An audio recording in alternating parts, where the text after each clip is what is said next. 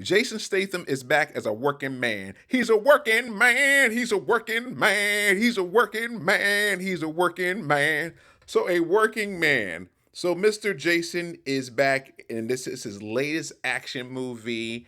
And so, pretty much in this movie, his character was in the military, I believe Black Ops, and he is working as a construction worker. So he's a construction worker.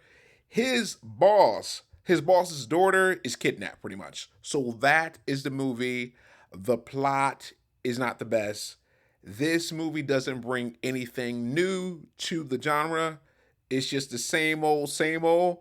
But this movie is it's close to 2 hours, and it took me some time to get into this movie. I watched this movie last night with a friend, or with two friends actually, and it dragged. The first 45 minutes, I'm like, I'm not sure about this. I'm not sure if I'm feeling this.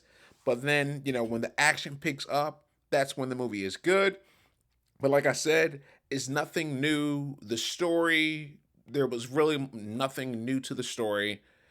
Jason, Statham, he is a working man, and the title is interesting. A working man. I don't know. It's kind of weird to me. That the title does not make any sense to me.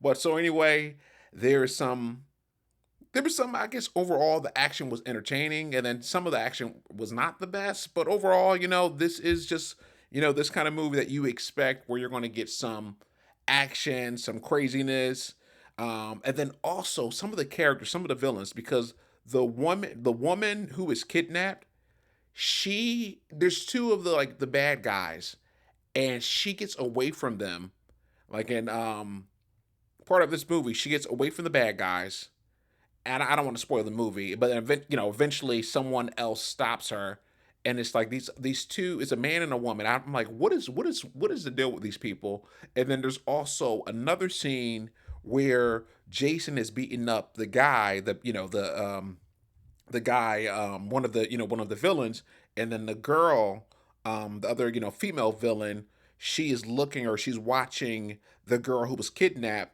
and the girl who was kidnapped pretty much is, I guess, they have her locked up to like a pipe or something like that, and she pretty much beats up the villain, even though her hands are locked up, her hands are locked up, but she's able to use her feet, her legs, to pretty much beat up this woman. To me, I just thought it was ridiculous.